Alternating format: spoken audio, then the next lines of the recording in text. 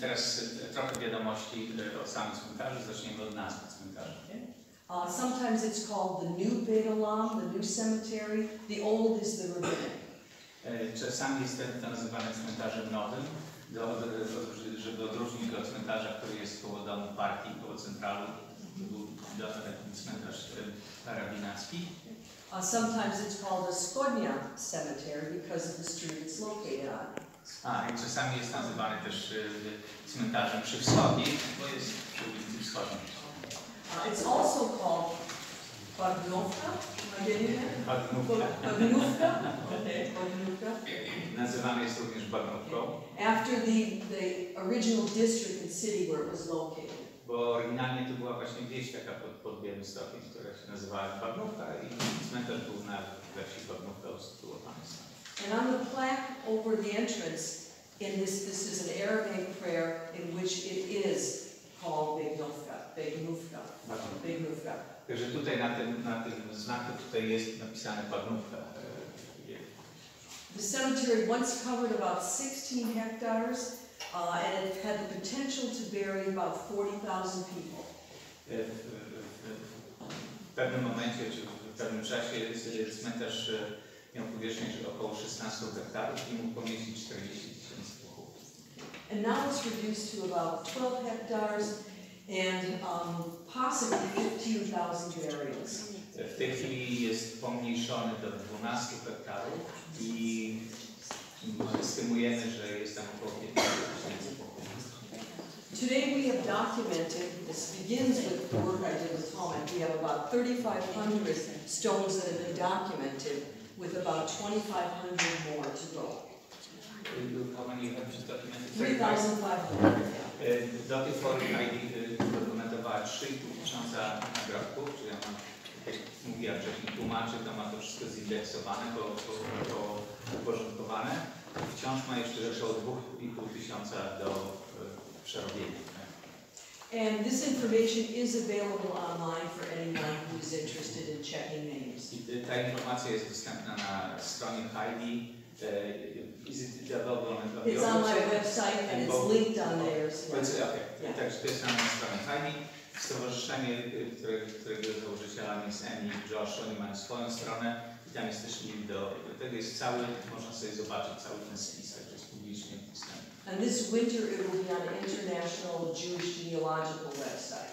I w tym roku zimą będzie już na międzynarodowej witrynie Jewish Genealogy website. Jewish Genealogy website, czyli jakaś strona taka ogólnie do genealogiczna. If we look at, on the right is a Luftwaffe area photo from 1944.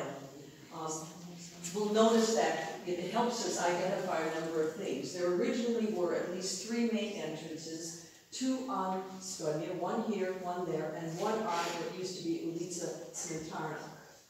To jest zdjęcie, jak widać, z 1944 roku wykonane przez Luftwaffe. I tu widać wejścia na cmentarz. To główne wejście, które jest dzisiaj. Jest to this is the second one? I tu jest to drugie, ono też dzisiaj istnieje. To jest ulica Wschodnia, do dziś istniejąca i działająca.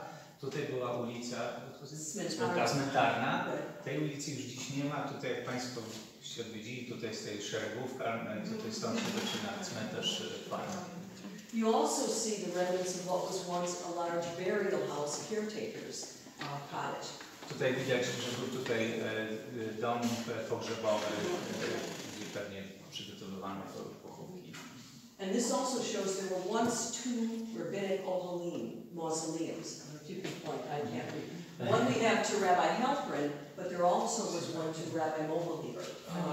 Były też tutaj 2 ochele. Jeden jest tutaj taka biała kropka, to jest rabina Halpendiger. I tutaj był ten drugi, to jest rabina Mohlhebera.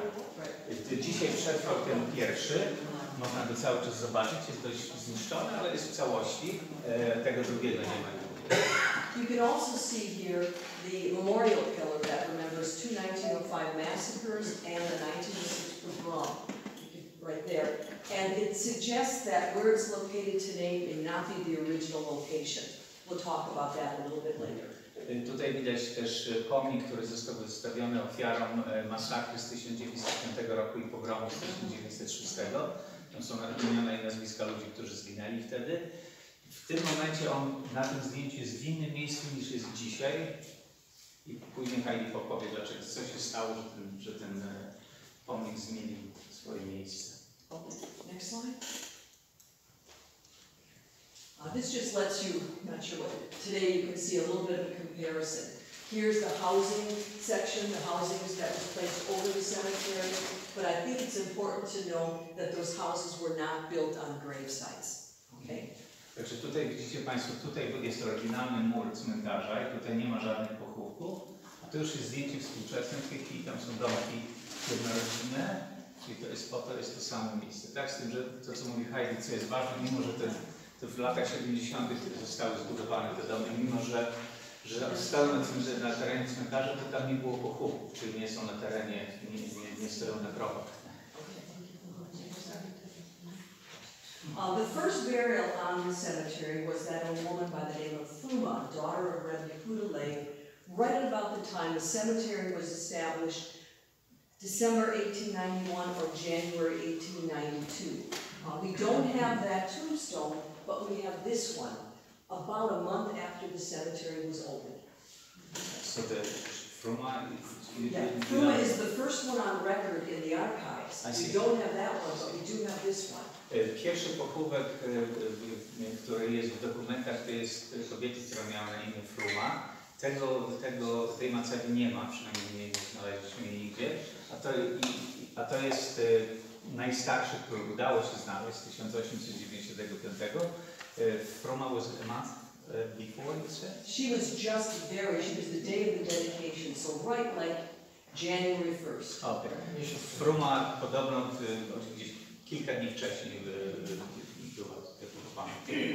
We've been told that the last burial was in 1969, that of a doctor. We've not found that. Podobno ostatni pochówek na tym cmentarzu odbył się w 1969 roku. To był lekarz, ale nie tego grobu nie udało się znaleźć. The oldest one, I mean the most recent one we have here is Svi, daughter of Reb Moshe Halpern, no relation to Rabbi Halpern, 1952. A z tych, które udało się znaleźć, no to ten jest najnowszy, tak, 52 rok widać, także już po wojnie jeszcze tam.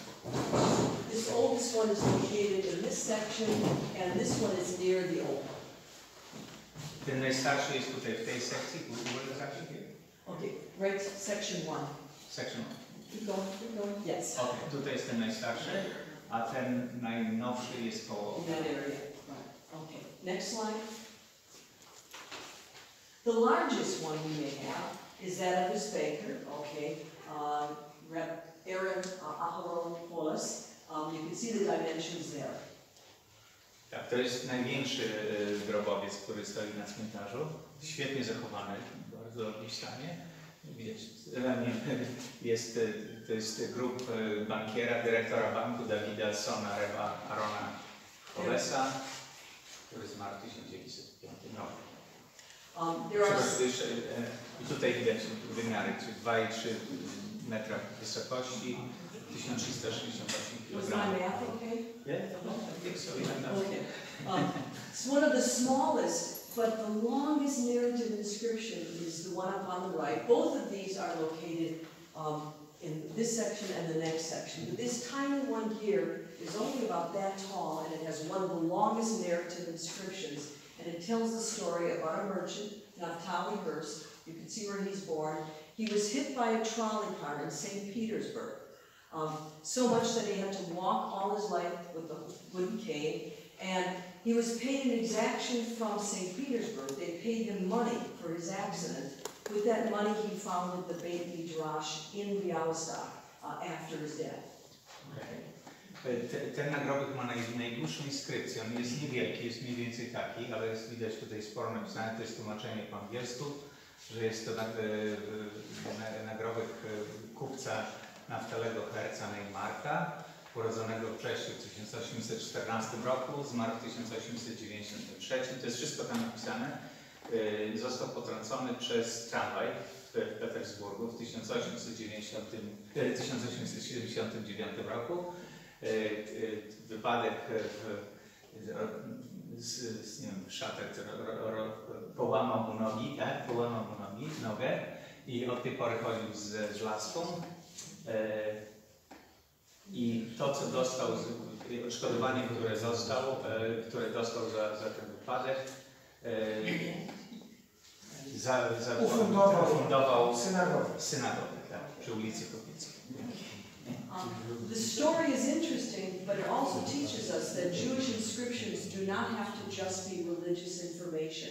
They can be historical details, something amazing. Co jest ciekawe, to właśnie jest przykład tego, że inskrypcje na nagrobkach żydowskich nie muszą być wcale religijne, tylko mogą być po prostu jakąś opowieścią o człowieku i to jest przykład. Next slide. Many of the inscriptions also have poetry. It's called an acrostic poem, where each line spells out the deceased's name. Jest sporo też macek, na których są, nie mam pojęcia jak się mówi po polsku akrostyk. To jest wiersz, który pierwsza litera to jest imię osoby, która tam leży i później każdy wers zaczyna się od tej litery. And this one is perhaps one of the longest of these poems, and it tells the sad fate of a woman by the name of Carol Peria, who at age 27 died in childbirth. What is sad but touching is her husband, her young husband, a rabbi, actually composed this poem for his wife. And their child David, okay, later these are the ancestors of David, who in 2019 came here, cleaned and painted their grandmothers and great-grandmother's stones. To jest smutna historia tej kobiety, która się nazywa Peria. Miała 27 lat, kiedy zmarła podczas porodu i jej mąż, który był rabinem, napisał właśnie ten wiersz, który jest na jej nagrobku. I w 2019 roku Daughter of Son David, czyli córka syna tej pani, czyli jej wnuczka, przyjechała ze Stanów i właśnie to jest zdjęcie, kiedy są przy grobie babci. Her tombstone's located right here in that same area. Okay, next slide. Very interesting story. One of the most intriguing is short lines of poetry. At the very top are 2 lines of Hebrew poetry with even unique vowels. Why? This tells the story of a young girl, age 11, who died. Notice the date, 19 August 1920. I'll let you translate that. To jest akurat bardzo krótki wiersz, który ma tylko 2 wersy. Mówi o dziewczynce Dawie Kapłańskiej, która zmarła w wieku 11 lat 19 sierpnia. The poem, the 2 lines of poem read, po angielsku, a blossom is fresh, this is going to be a challenge, a flower is tender. Think about that flower. Before it has fully ripened, it was plucked, it was killed.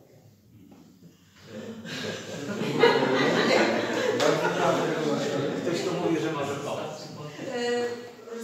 Kwiat, rozkwitnięty kwiat, był bardzo delikatny, został po prostu w momencie swego takiego rozkwitu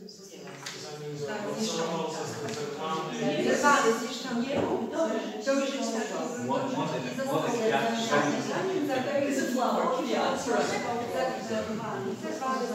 zanim rozkwitł, został zerwany. I'm going to come back to the significance of the date a little bit later, okay? But there's this. Później Heidi powie, dlaczego akurat ta data jest ważna, bo ona podkreśla, żeby tą datę zgadnąć. Okay, but the irony is, in 2005, Tomek photographed this, and look what was on the base. You see what's there? W 2005? Tak, 2005, right. Tak, w 2005 Tomek sfotografował ten nagrobek i właśnie tutaj popatrzcie Państwo, że ma tam kwiat. I don't know if he I don't think you placed it there because you couldn't read No, it. he wasn't growing there, right? No, nie jest na tym, tylko leżał, go leżał. So there's something mysterious. We'll come back to the date now. Go ahead. If we just look at the structure of the cemetery, at the moment there seems to be 5 unique areas. In this first area here, you'll find some of the oldest, the most famous names in Białymstoku's history, very affluent people, professionals. Cmentarz jest podzielony, tu widać na takie kwartały. Akurat w tym tutaj zaznaczonym są najbardziej wpływowi Żydzi, którzy żyli na początku XX wieku w Białymstoku, czy raczej umierali. Także to są tacy notable miejsca w Białymstoku. We're going to take a look at a few stones in that area, if I have this right, and then we'll move to a few of the other areas. Click the next one, I hope I didn't screw things up. Yes. In this first area, you'll notice some of the surnames: Zamenhof, Mohleliber, Zabudowski. Tutaj właśnie przykłady znanych nazwisk, znanych Żydów białostockich: Zamenhof, Mohleliber i Zabudowski. Right. That's the aunt by marriage to Zamenhof. So it's his uncle's wife. To jest jego wujek. And this over here is Rabbi Mohleliber's son. It's the only part of his tombstone we have, but here, okay? To jest macewa syna rabina Mohlelibera. Okay. And on this is Itzhak Zabudowski, very famous name. Okay, he was buried on the rabbinic cemetery, but this is that of his daughter, and her husband was Eliezer Halberstam, a very famous maskil. Okay. To jest rabin Zabudowski, który jest był pochowany na cmentarzu rabinackim przy Waryńskiego, a to jest grób jego córki.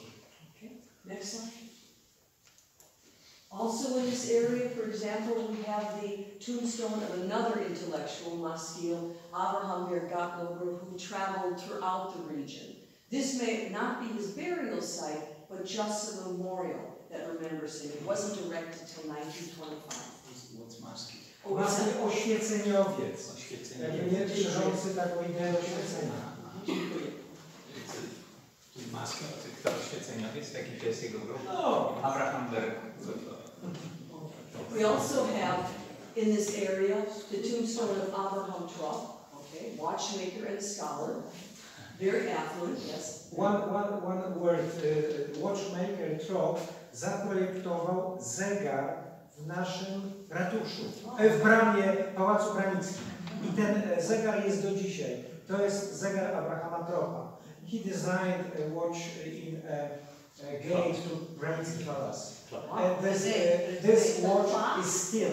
Yes, it's still. You can see this watch till today. Clock.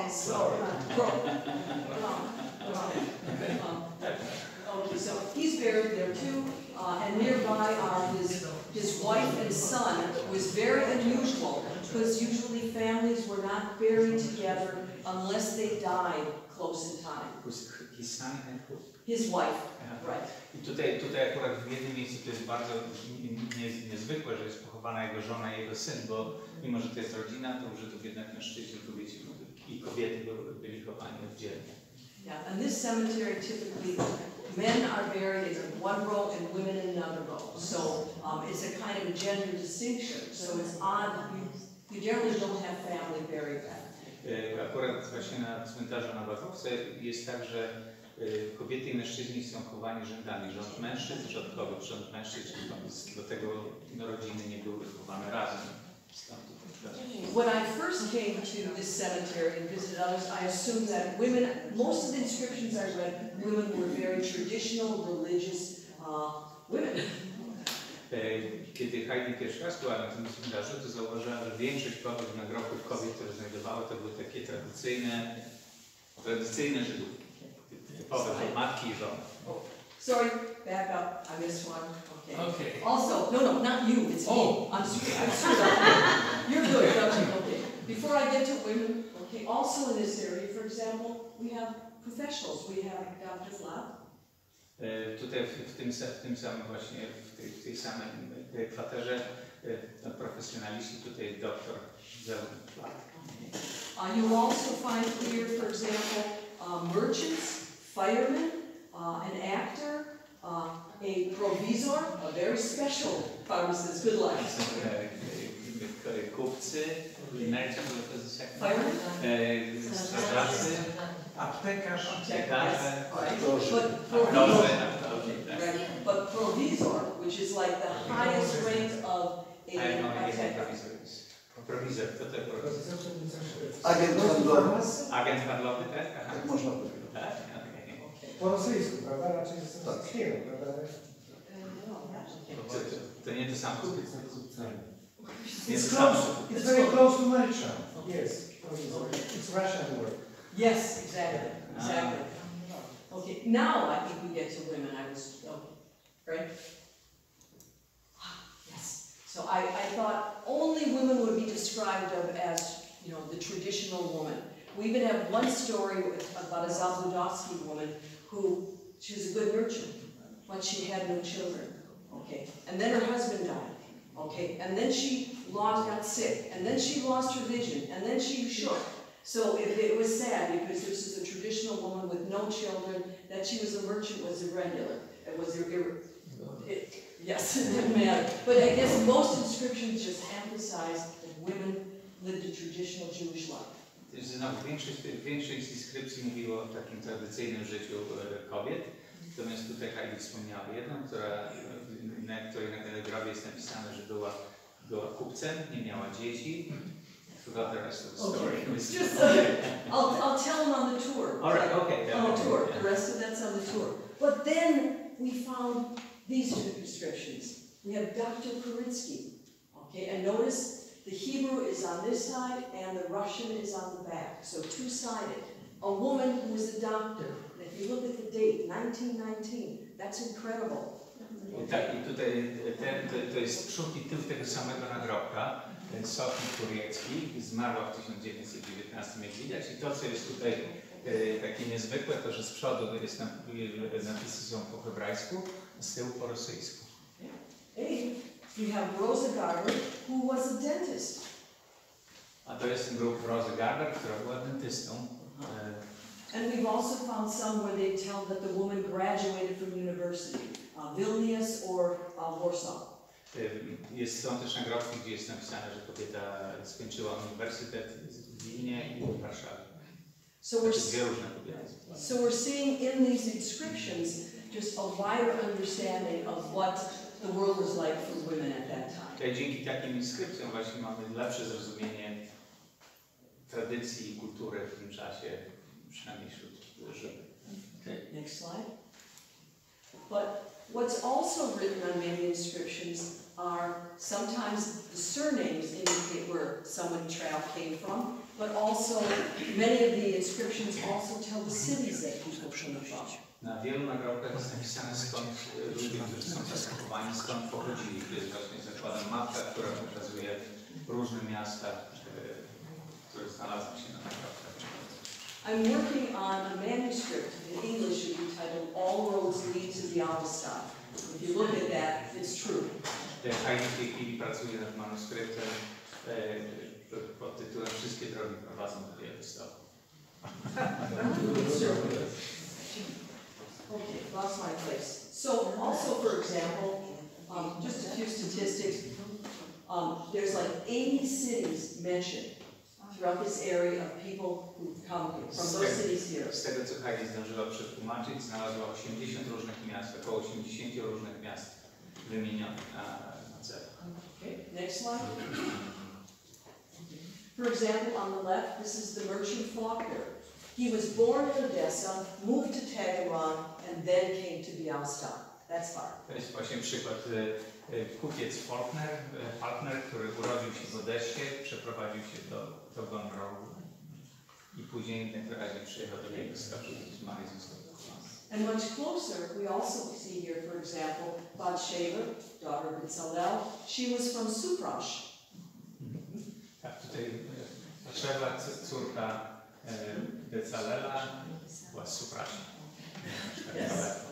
Next slide. As we move further out into the cemetery where the oracles are, we realize we have at least two sections specifically for rabbis. wchodząc dalej w cmentarz, Heidi zauważyła, że są przynajmniej dwie sekcje, dwa kwartały, które wygląda na to, że były przeznaczone dla rabinów.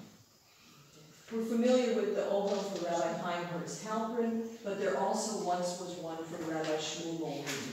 Tak, i tu właśnie tu jest ten ochel, który został do dzisiaj rabina Halperna, to jest ten, a tutaj jest miejsce, gdzie stał ochel właśnie Shmuela Moltmanna. And some of these inscriptions actually have the names of the books the rabbis or scholars wrote. Na niektórych z tych nagrobków są tytuły książek, które ci rabini napisali. This is the tombstone of Rabbi Peszkowski, and it's a long story, we'll tell you on the tour, but in 2019, magically, these are 4 yeshiva students from New Jersey. They ran across this tombstone and realized they still study his books today. To jest macewa rabina Benjamina Paszkowskiego, a na tym zdjęciu tych 4 chłopaków, których widać, to są studenci jeszywy, którzy przyjechali i zorientowali się, że wciąż uczą się z jego książki. Next slide, please. Okay. Now, moving further to the east, we also have the memorial complex where the pillar is. This is the lower circle. Tutaj jest właśnie te miejsce, gdzie jest pomnik wystawiony ofiarom pogromu. And there's a long, complicated story of how that pillar was vandalized and thrown on the city cemetery and brought back. We'll tell that at the tour, but just... Jest długa historia o tym, o losach tego pomnika, który został wyrzucony w ogóle na cmentarz Farmy i później przyniesiony z powrotem, ale postawiony w innym miejscu. Natomiast Heidi o tym opowie podczas wycieczki w niedzielę. Mam nadzieję, że wszyscy Państwo przyjdzie, to będzie więcej szczegółów i łatwiej opowiadać, pokazując. But it's not only the pillar that remembers these victims. In some parts of the cemetery, further here, in a few places, individual tombstones remember victims. Nie tylko na pomniku są ofiary pogromów, ale tam w tym drugim kółku są nagrobki, na których jest inskrypcja, która mówi, że to są ofiary pogromów. But also we discovered, and we here is again back to Tomek, in about 2010 you were photographing, maybe you don't remember, but you were photographing tombstones in front of the pillar. He sent them to me electronically, and I asked him, why does it say all these people were murdered? W którym roku? About 15 lat temu. 15 lat temu Tomek zrobił zdjęcia macew, które stoją przy pomniku, wysłał je do Heidi i Heidi zauważyła, że na tych nagrobkach jest napisane, że ludzie, którzy tam leżą, zostali zamordowani. So in front of the pillar there's symbolic tombstones that remember victims. There's no bodies there. I te macewy, czy te pomniki są tylko symboliczne, bo tam nikt nie jest pochowany. Tam są po prostu postawione, żeby upamiętnić tych ludzi indywidualnie. So it's unique. A pillar, symbolic tombstones, and a couple of other ones all remember these victims. Także to jest też niezwykłe, bo właśnie jest pomnik i właśnie te symboliczne macewy. Now, as I was reviewing the tombstones, preparing to come this year, I also noticed something else, is that here's the memorial complex, a little bit that would be north of it are many tombstones that again remember a specific date. Kiedy Heidi przeglądała swoje archiwa, przygotowując się do tej wycieczki, na której tutaj jest, zauważyła, że na wielu z tych nagrobkach była ta sama data. What I'm suggesting is that area seems to be devoted to victims of the Polish-Soviet War. I według Heidi to są nagrobki ofiar wojny polsko-sowieckiej z 1920 roku. Okay, now if you turn, next slide. Back to the pillar. Okay, I went through this. I'm getting ahead of myself. Go on to the next one. Sorry, dear. Okay. On the left, we do have elsewhere. Here is Julian Helkewon. Okay, and 1920. So elsewhere in the cemetery, we do have graves to several soldiers. Także tutaj są przykłady właśnie nagrobków żołnierzy i jak widać napisy to właśnie z wojny polsko-sowieckiej 1901 roku. But then you come back to the tombstone I was talking about for the little girl, Polski. I też to jest jeszcze raz ten sam nagrobek, który widzieliśmy wcześniej z tym krótkim wierszem o kwiatach i na którym leżał kwiat. Także to jeszcze raz go mamy, bo będzie pewnie jakaś historia wasza. So the date was 19 August 1920. I data, jak Państwo pamiętacie, była 19 sierpnia 1920 roku. And if you remember, her inscription says just how swiftly or how brutally she was plucked up and her life was ended. Ten wiersz mówi o tym, jak brutalnie i momentalnie jej życie zostało skrócone. Is it possible that her death is related to the build-up before the Battle of Białystok on 27 August 1920? I am not an expert in this area, so find someone who can help me perhaps. Heidi podejrzewa, nie ma na to żadnych dowodów, że jej śmierć była też spowodowana właśnie wojną, albo raczej zbliżającą się wojną. Mówi, że jeżeli ktoś z Państwa ma wiedzę historyczną, to będzie wdzięczna za pomoc. Także to są tylko dywagacje. And the other two I show you are brother and sister, Golda and Eliezer Zabudowski. One died on 3 June 1920, the other on the 12th of June 1920.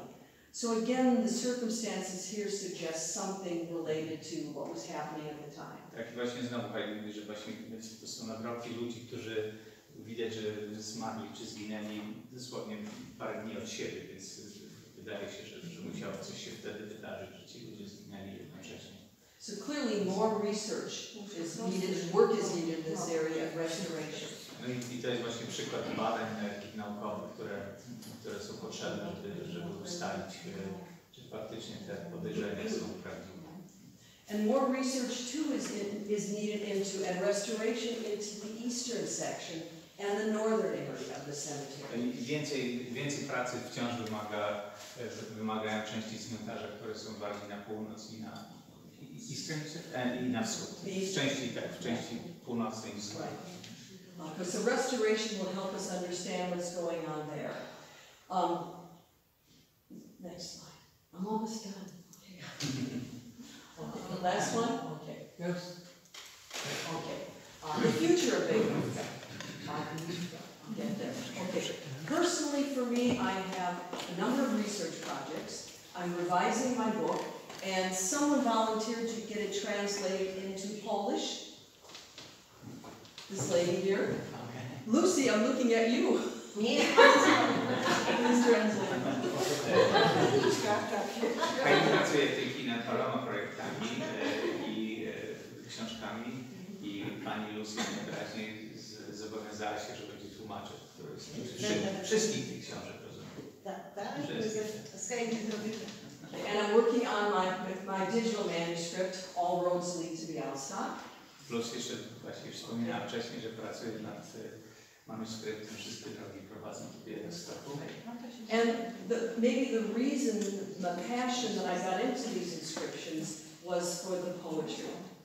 I jednym z powodów, że tak ją to zainteresowało, to właśnie jest ta poezja, która była na wiersze, które znajdowane w nagrobku. So that, I hope, will be my most beautiful book. I mam nadzieję, że to będzie najpiękniejsza książka ta właśnie o poezji, która jest na którymś nagrobku. Okay, but clearly also much more work is needed for the restoration. There are a lot of projects planned, and that's also the next direction we're going at. Okay, an example over here. If you want to ask me questions now, or if we want to hear from Josh Deegan talking about the restoration, I guess it's up to them. Także widać, że więcej pracy jest masa pracy, żeby cmentarz restaurować, żeby o nim się czegoś jeszcze dowiedzieć. I teraz Heidi powiedziała, że możecie Państwo albo zadawać jej pytania, albo jeżeli chcecie, to może Josh może wyjść i poopowiadać o stronie technicznej prac, które się tam odbywają.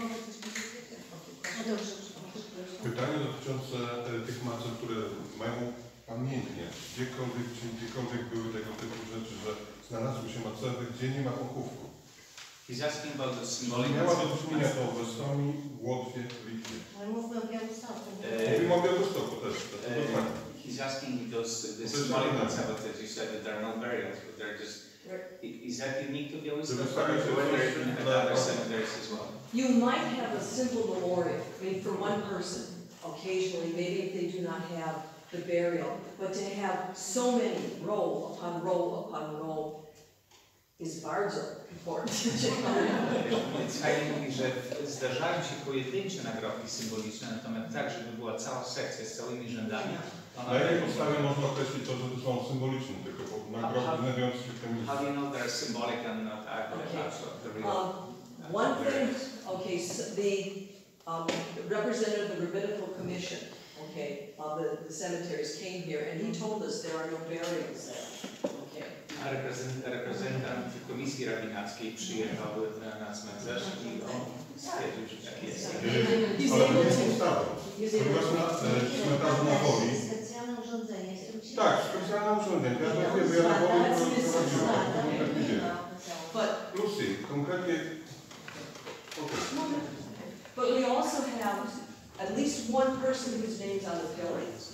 There's a symbolic, and there's also a family one. So there's something odd going on there. Niektóre z imion są i na pomniku, i właśnie na tych macewach, i stąd potwierdza tą teorię, że to było. And maybe say, Lucy, my book needs to be translated fast. May I say something about okay. I would like to recommend your book. That do not say nothing about your book. Ona napisała wspaniałą książkę. To jest jedyne wydanie, które pięknie opowiada na podstawie historycznej. Także Państwu bardzo polecam. Możecie kupić to na Amazon, tylko że po języku angielskim. Ale wielu z Państwa zna. You will say title this book. Jewish Bagnówka? A modern Jewish cemetery in Washington. Proszę na Amazon kupić Heidi Szpek, to jest naprawdę jedyne opracowanie, najlepsze. Ja teraz niedawno byłam na takiej konferencji w tym roku i właśnie również później powiem people you talking about your book. I tutaj jeszcze muszę powiedzieć, dziękuję Ci Amy, dziękuję Josh, oni powiedzą świetnie, jak pracują na cmentarzu, to bardzo okay? She was thanking you and Josh for all the work that you're doing in the cemetery. To jest bardzo proste pytanie, ale bardzo potrzebuję tej odpowiedzi. Dlaczego tak bardzo zależy Pani na tym, żeby uporządkować to miejsce, upamiętnić to miejsce i jakie jest marzenie związane z tym miejscem, czyli do czego tak konkretnie Pani zmierza ten efekt końcowy? So he's asking why is this particular cemetery so important to you and what is your kind of goal, final dream? Okay.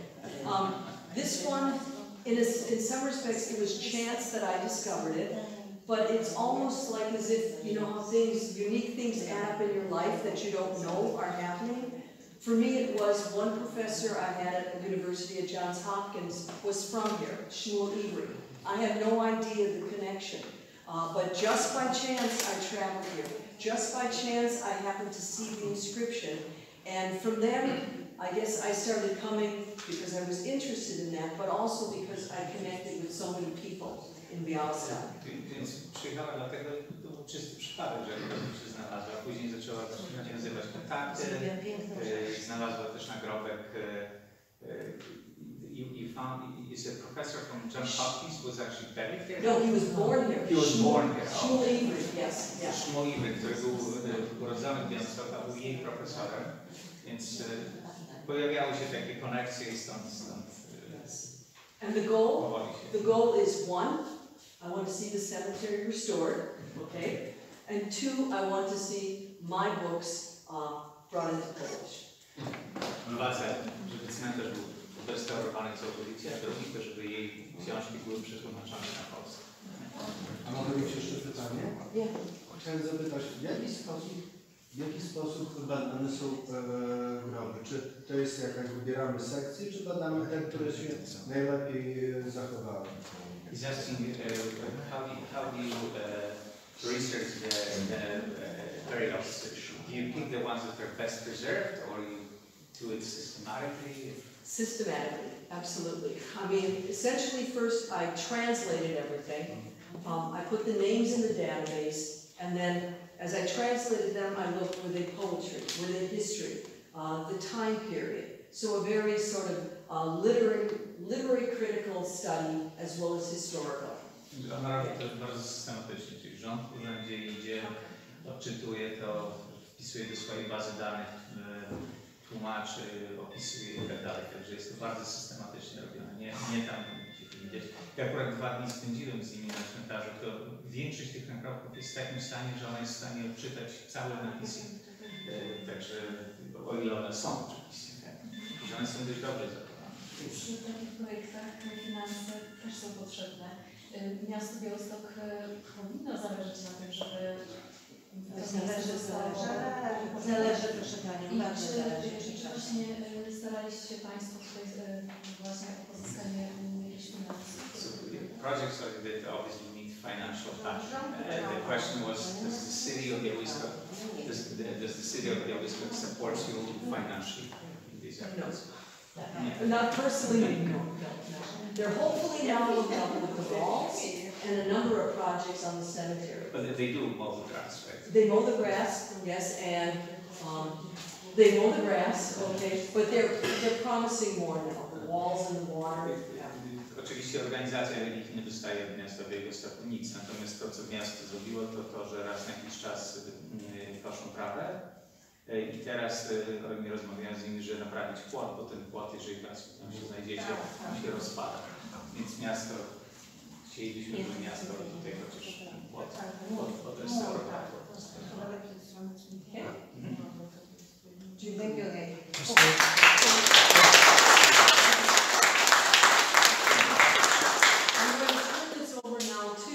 Okay, Josh Deegan, the chair of the Białystok Cemetery Restoration Fund, and Amy Deegan, okay, secretary, but also treasurer, I'm sorry, treasurer and Białystok, right? Okay, please.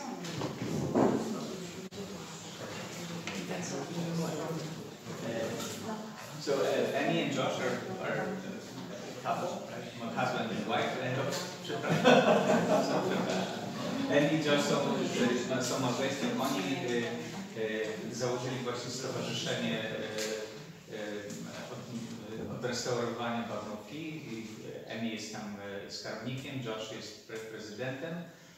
W stowarzyszeniu jest, wiem, że w zarządzie jest chyba z 5 osób, w stowarzyszeniu jest więcej.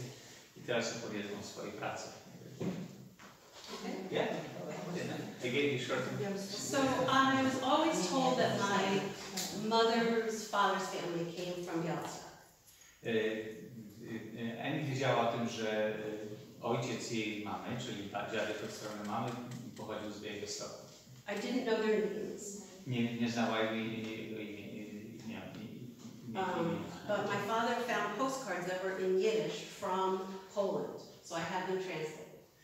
Ale tata Emi znalazł kartki, które były przysłane z Polski w Jidysz. And with those postcards showed Białystok and Sokołka. I na tych kartkach był Białystok i Sokółka. So I did some research and with the translations found some names of families that were related to me in both places. Więc Emi zaczęła badać to i znalazła nazwiska i imiona ludzi, którzy byli z nią spokrewnieni właśnie z Sokółki i z Białegostoku. Ja poprawię to, co powiedziałam, bo ona miała 2 dziadkach. Jeden z Białegostoku, drugi z Sokółki. Dziadek od strony mamy był z Białegostoku, od strony taty z Sokółki. Tak? So I knew that my grandfather, who I never met, he died before I was born in Sokołka.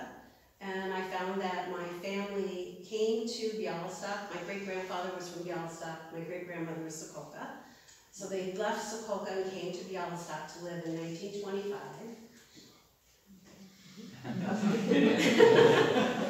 Thank you. Także dowiedziałaś się, że właśnie your great-grandfather, czyli prapradziadek i praprababcia byli z Sokółki, przyjechali do Białegostoku. We think my grandfather came to New York City around 1928, leaving his family behind. I z tego, co Emi swego dziadka nie poznała, bo on zmarł zanim mama się urodziła, ale z tego, co wie, dziadek przyjechał do Ameryki w 1928 roku. There's no record of him on any boats because he was a stowaway. He came illegally to the United States. Nie ma żadnych rekordów co do jego przybycia do Ameryki. Nie ma, dlatego że przybył nielegalnie. Wersja od ogórków. So, but the part was on the ship.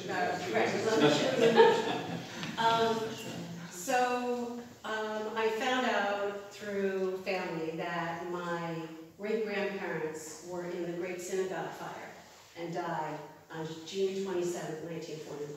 I dowiedziała się Amy, że your great-grandparents, że ich pradziadkowie zginęli w wielkiej synagodze. And it's believed that my grandfather's brother, wife, and child, and his sister were put in the ghetto.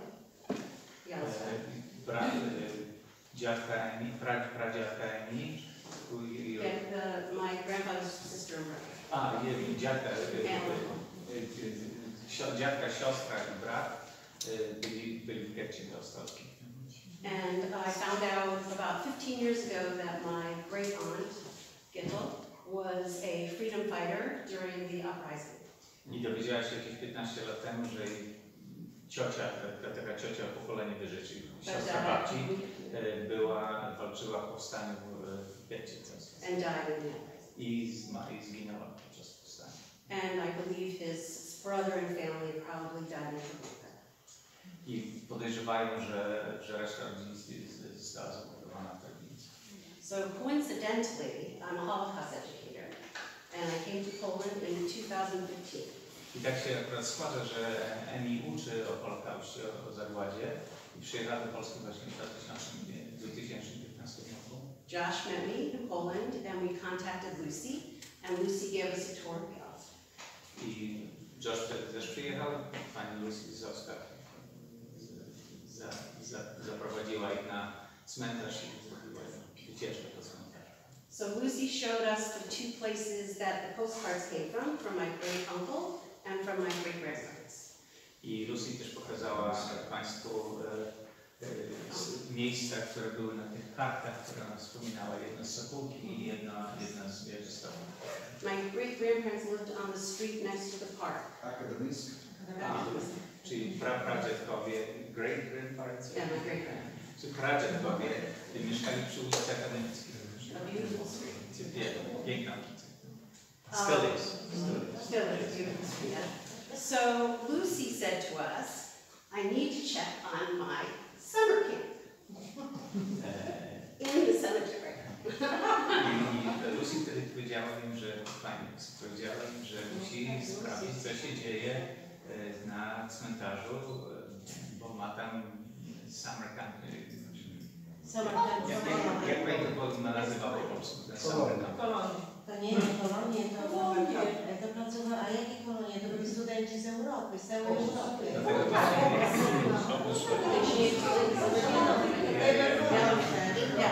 Okay, so I had no thoughts about going to a cemetery because my family has no graves. W tym czasie Amy nawet nie miała zamiaru iść na cmentarz, dlatego że wiedziała też, że jej rodzina nie ma grobu w Białymstoku, bo część wyjechała do Ameryki, a część zginęła przez Holokaust.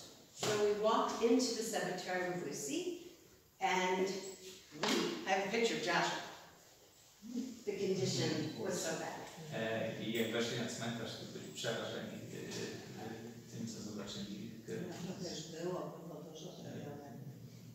W jakim stanie był cmentarz w tym czasie? It was 2015? Yes.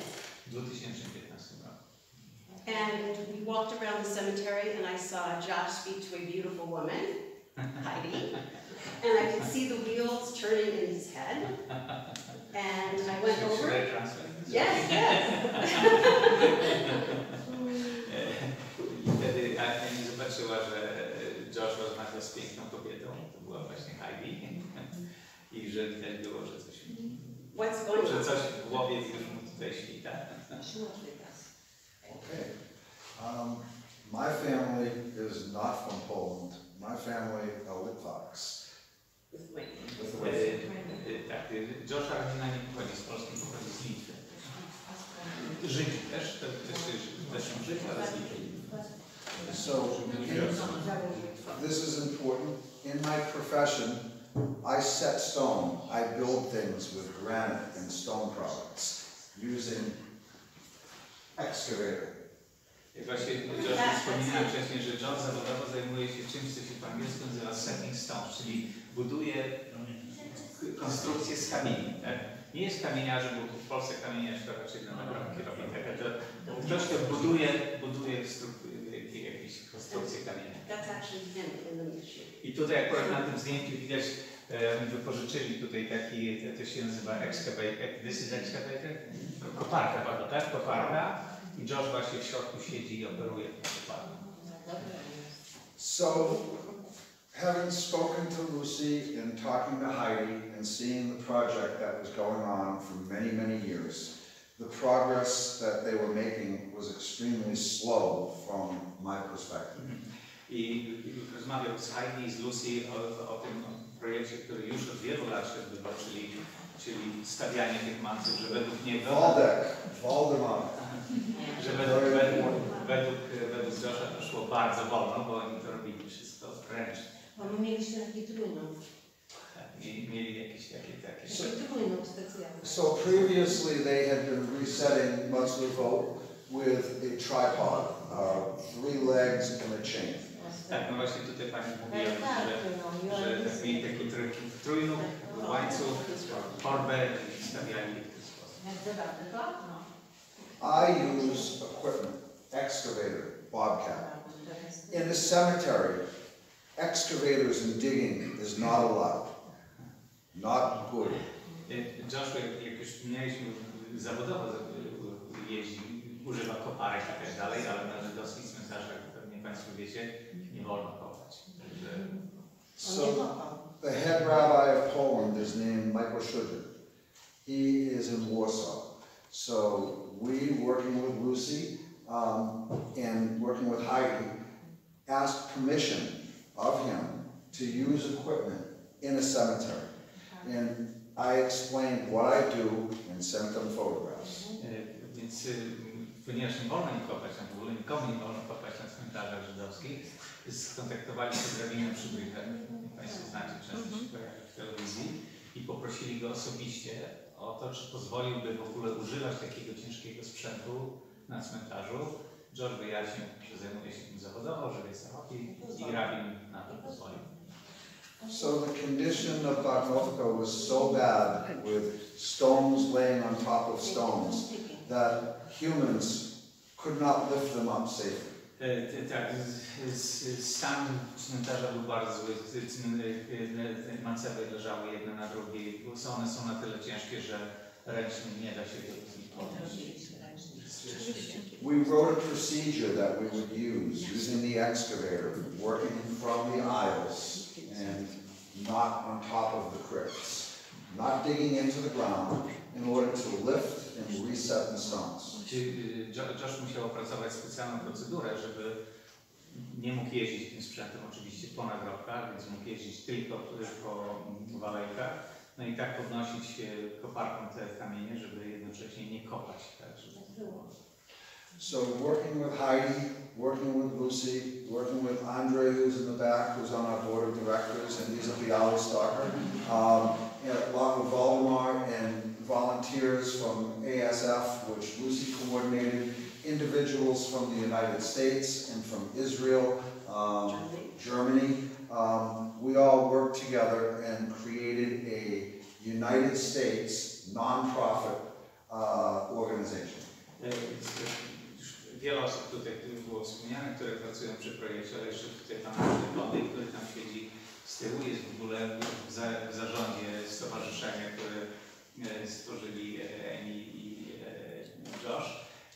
Studenci od pani Lucy z organizacji ASF.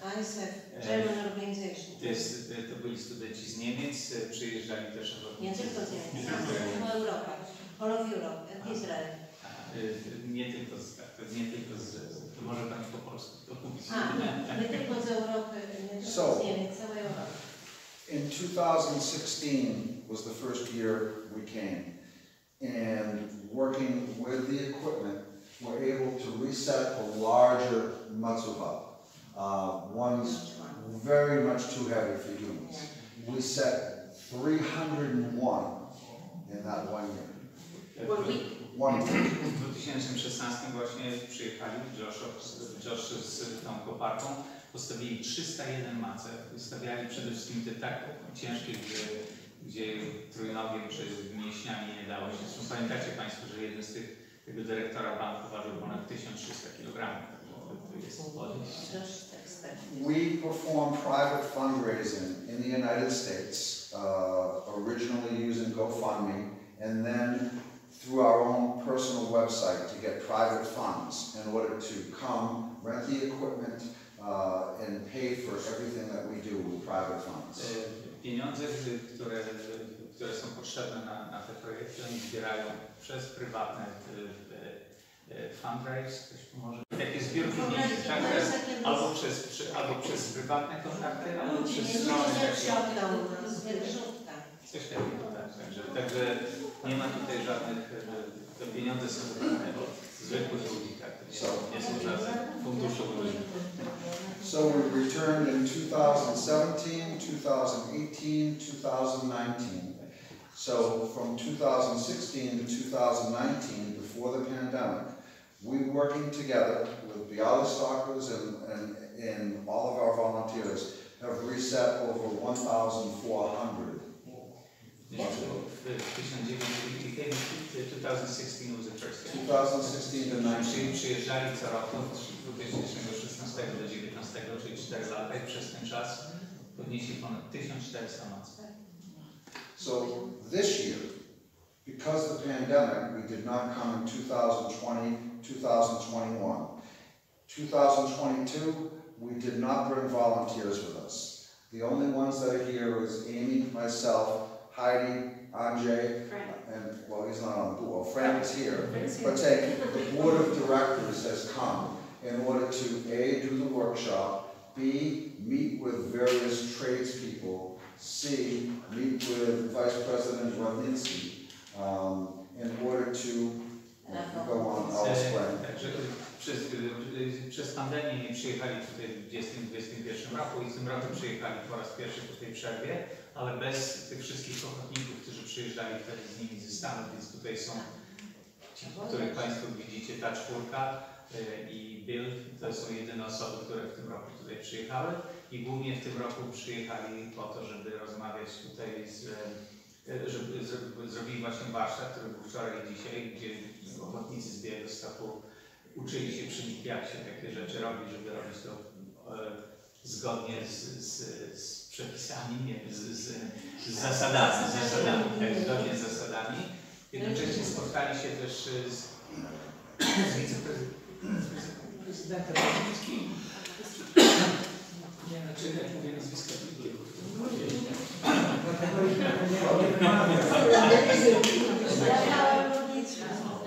Okay? Okay. You okay? I was saying that whenever I speak the name of a politician, I lose my So, to answer, I believe, her question that she asked, we use private funds.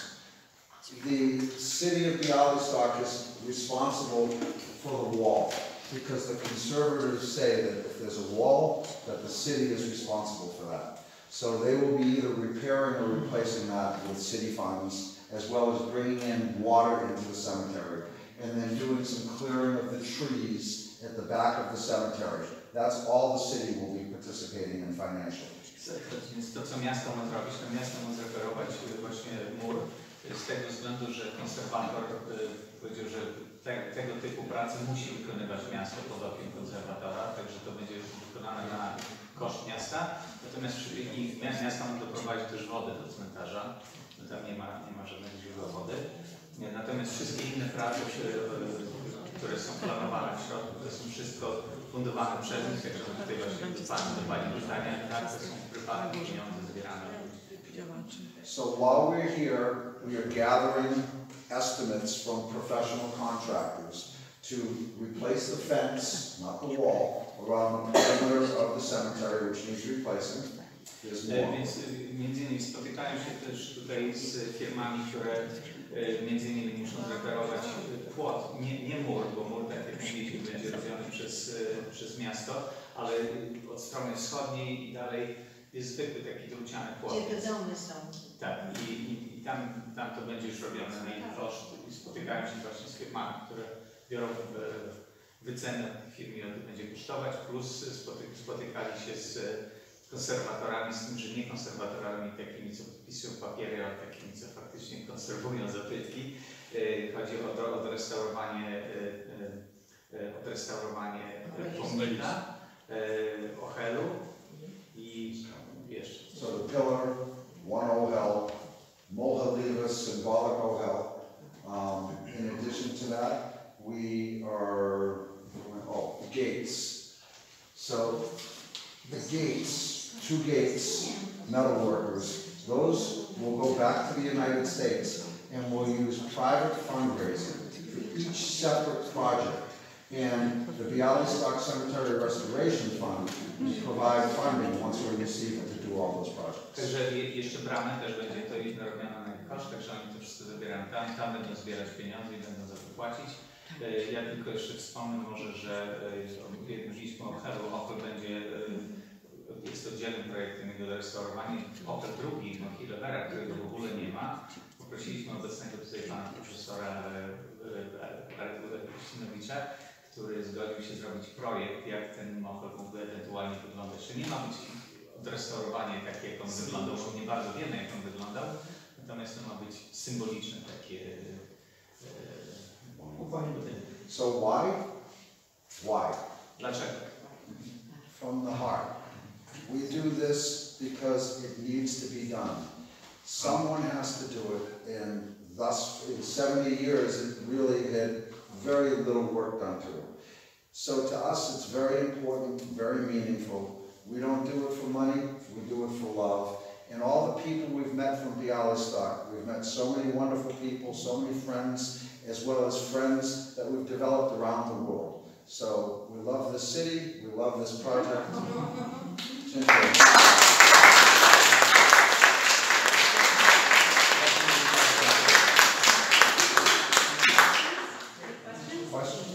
Pytania? Może ja mówię coś.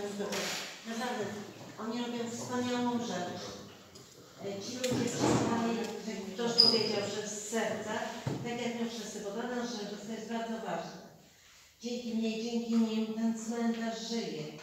Bo gdybyśmy go zostawili, to by nie było go. Bo Państwo wiecie, jak co się działo na cmentarzach żydowskich. Także naprawdę tym wspaniałym ludziom, którzy tutaj są, którzy wykonują ogromną pracę, ma wypracowane. My też ze studentami robiliśmy, no nie mało, prawda? Ale oni wykonali ogrom pracy. To są, Josh jest ekspertem i on wie, jak to robić. I on tak robił, że to nie było kopane, że go nie wolno kopać. I nie było kopane, dlatego, żeby nie naruszyć kości. W naszej dzieci nie wolno naruszyć kości. Także dziękuję Wam bardzo. Dziękuję wszystkim bardzo. Ja osobiście bardzo pięknie nasz dom. I chciałam bardzo zapraszać. Za wszystko, co robicie i będziecie. Oczywiście, że tak. Ja też się wierzę w nasze domy. She is going to pay some money for it, but she would like to know how For the website and Can you post something? No. We can't create anything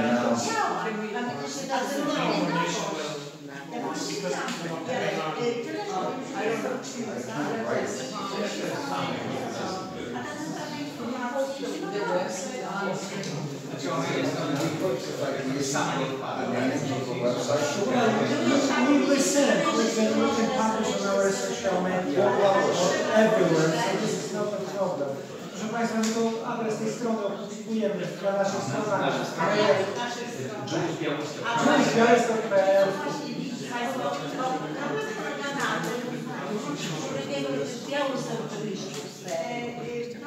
Zgadza się. Nic zawodowo, czy rodzinnie związany z tym, ale po prostu Białystok przyzwoitym człowiekiem, który angażuje się w cmentarze, to my naprawdę o tym nie wiemy. Ja mogę zapalić świeczkę, jakąś taką ale nie mojego, prawda? Teraz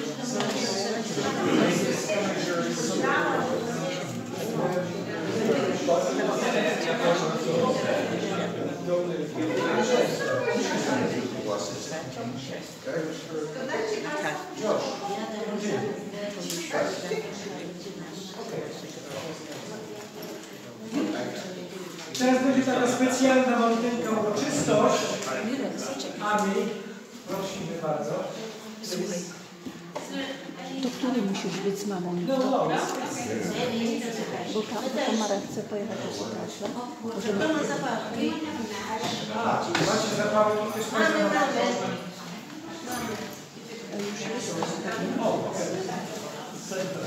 nie ma zapałek? Mam zapalnicę. Ale w domu, do gazu. I got it. I got it. Zapalniczka. A to jeszcze głowę trzeba nakryć. Głowę tak jak przystoi. No to tak jak przystoi. Przepraszam bardzo, wcale nie muszę. No nie musisz, nie. Ale mężczyźni, kobiety nie. Nie. Kobieta, zapalając świecę, odmawiając modlitwę. Culture, religion, and history of the Jews in Białystok. It's very meaningful for me personally. Dziękuję za zainteresowanie, które Państwo wyrazili przychodząc tutaj, zainteresowanie żydowską kulturą i spuścizną religią. We thank you for you because you are taking care of our town. Thank you. So the tradition for Jews is our Sabbath starts at sundown on Friday night to sundown on Saturday.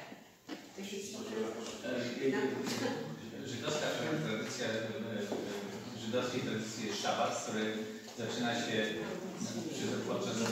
przy zachodzie słońca w piątek i kończy się przy wschodzie słońca w sobotę. Tak?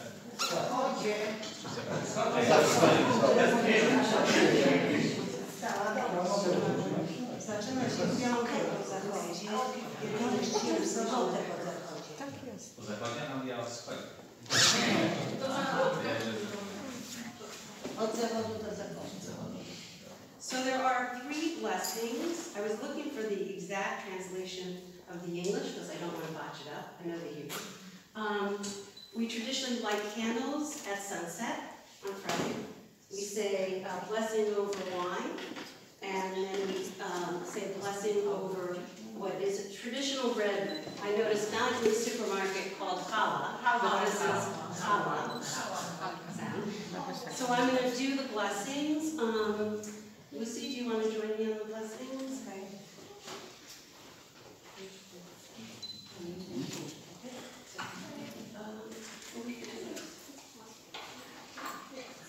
I just want to mention that this is a traveling Shabbat candle holder. Świecznik jest specjalny, taki na This was Josh's sister, to należy do siostry Josha, who has since died. So often Shabbat is looked at as the Sabbath bride. It's got sort of a female connotation. So we are welcoming Sabbath bride, and so we say our prayer.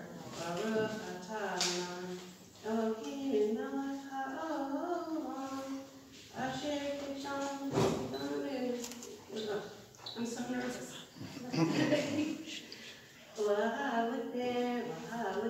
Shal Shabbat. Ja powiem po polsku, to najczęściej powiesz, tylko Yes. po polsku my mówimy tak. Bądź błogosławiony, Panie Boże nasz, Król Wszechświata, który uświęciłeś nas swymi przykazaniami i nakazałeś nam zapalać świece szabatowe. I tyle. So this means, blessed are you, O Lord our God, in the universe who has given us light. So we thank God every week that we have light. Our second prayer is what we call a kiddush. And we'll say it together. Baruch atah Adonai Eloheinu melech haolam, borei b'riat haven. Amen. I did not find grape juice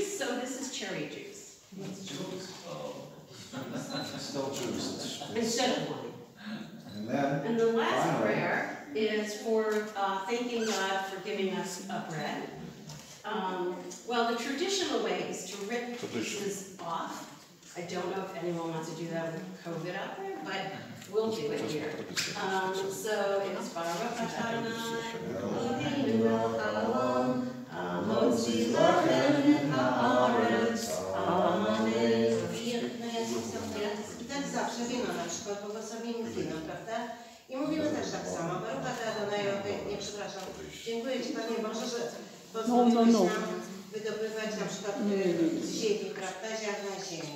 Że pozwoliłeś nam wydobywać owoce winorośli. W ten sposób dziękujemy i przepraszam, I said Polish. And then we say to everyone, good Shabbat. Shabbat Shalom. Shabbat Shalom. Świece zapalone, wszystko skończone, to wtedy mówimy Shabbat Shalom. And that's it. Amen. Proszę Państwa, mamy dla Państwa też malutki szabatowy poczęstunek. Zapraszamy Państwa do spróbowania bialysa, prawdziwego białostockiego bajka, zrobionego dzisiaj. Ja uważam, że najlepszy, jaki w życiu jadłem. I jednocześnie zapraszamy Państwa na schłodzoną buzę, typowy napój białostockich Żydów przed wojną. Proszę bardzo.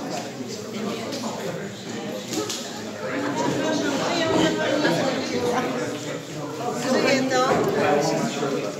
Dziękuję bardzo. No, wytrzymał. Macie pokładnie.